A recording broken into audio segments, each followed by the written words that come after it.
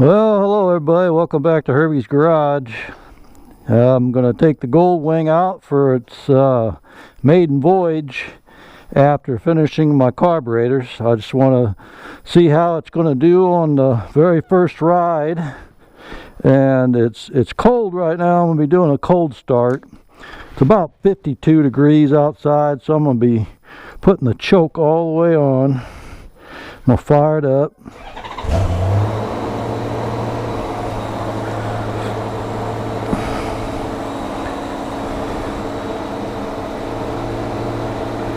Like it's idling a little bit high with the choke, which is normal. Sounding really good.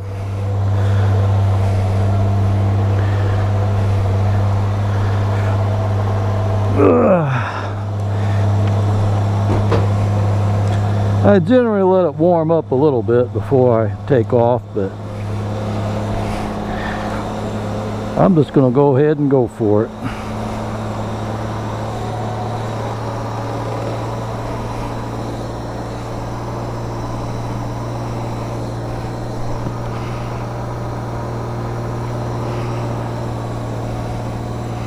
Take the choke off a little bit, drop the RPMs down.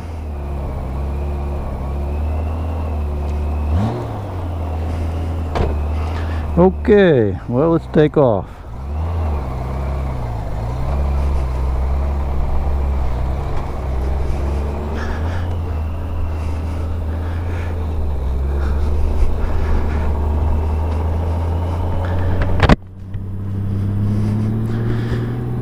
Well, it's kind of a dreary day today.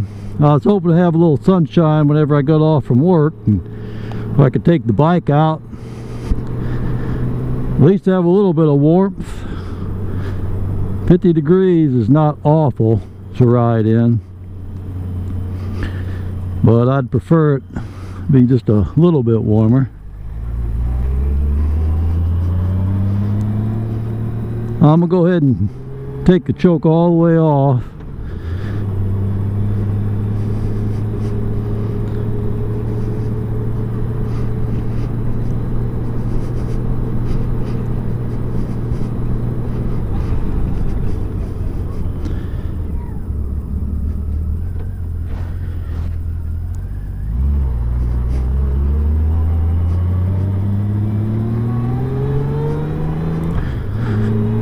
It really seems like I've got the synchronization on the carburetors really good.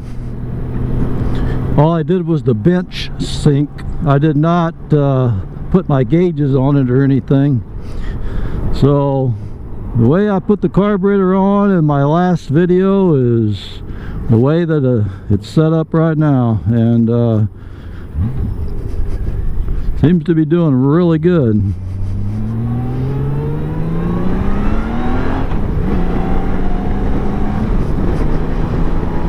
Acceleration's good and smooth, no hesitations in it whatsoever.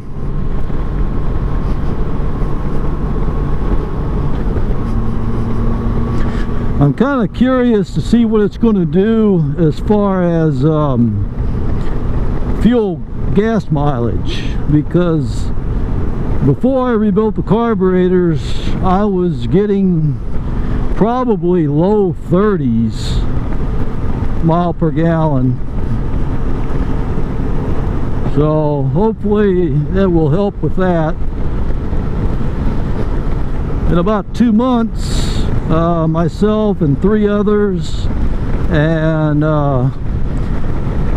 maybe a 4th is going to be going to Tennessee, and we're going to ride the tail of the Dragon.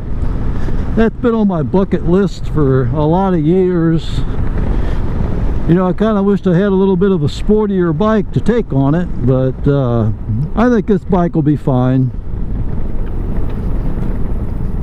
She's a little bit of a fat girl, but she handles really good for as big a bike as it is.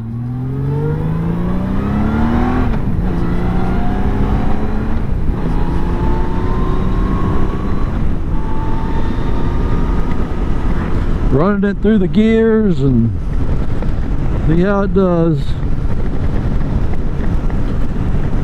We're doing about 65 miles per hour, just cruising right at about 3,000 RPM.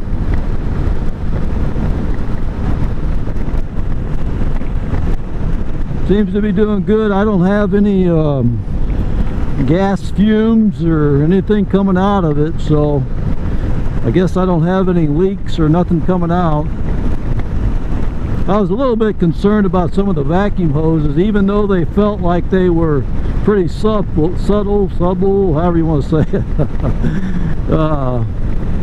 They weren't really hard, is what I'm trying to say.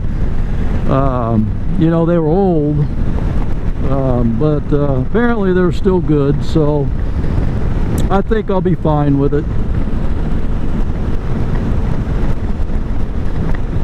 And it also had, when I first bought the bike, it had a little bit of that surging idle that I read about so much.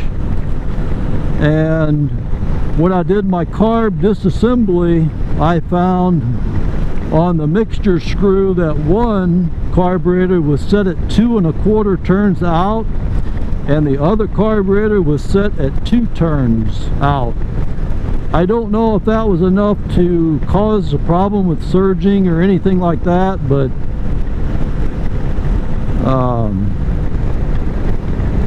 it possibly could have, I guess. But now I've got new O-rings in it. I've got the float set perfectly on both of them. I've got the mixture screws. I don't know if I recorded that on any of the videos or not, but I changed it before I put the carburetors in. I went ahead and went with 2 1/4 out for both of them. Instead of 2 turns out, I went to 2 1/4.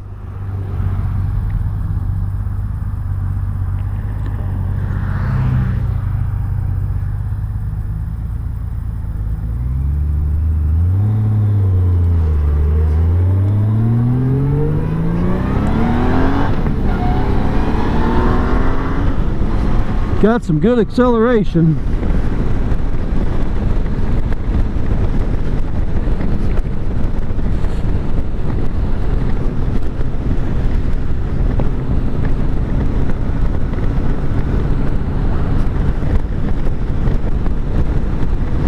One of the next things I want to do before I go on the Tail of a Dragon ride is I want to change my coolant, flush it out and put some fresh. I've got some Honda coolant that I want to put in it. I bought a whole case of it, so I want to change it out, put some fresh Honda coolant in it, and I also want to change the clutch fluid for my hydraulic clutch. As far as my brakes and my tires, I think I'll be okay. They're getting a little wore, but they're not too bad. Now I've got the engine fully warmed up, I'm going to pull off over here somewhere and I'm going to let it idle, and I'm going to see if I need to make an adjustment on that, because if I do, I'll have to shut it off, of course, and use my key.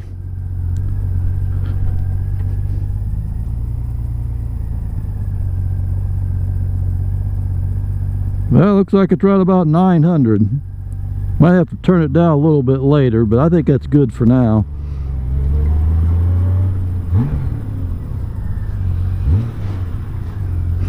You know, even though it's like 52 degrees, it doesn't feel bad because this bike has such good wind protection. That's the best part about this bike. You know, it's got them little heater things down at the bottom.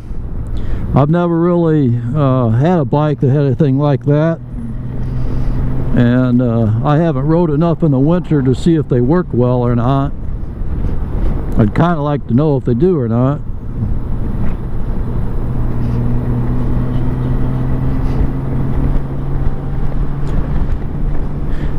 I'm hoping my battery on my GoPro is still good. It's been a while since I've done a recording with the GoPro.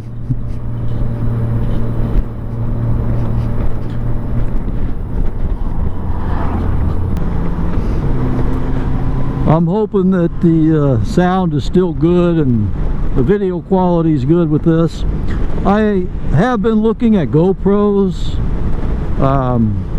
I'm not really sure if the GoPro brand is the better camera, but they've got a lot of good reviews on it. So I've been looking at a newer GoPro.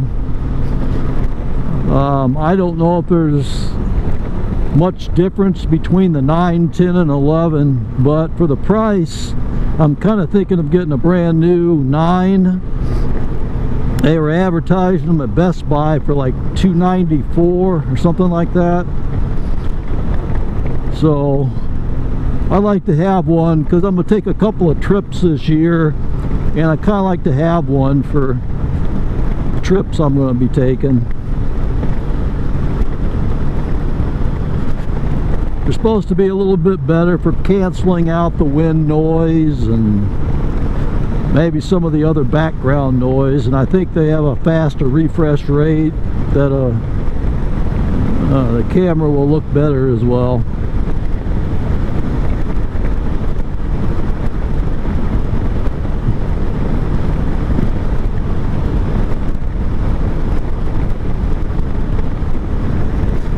Kind of some back country roads here.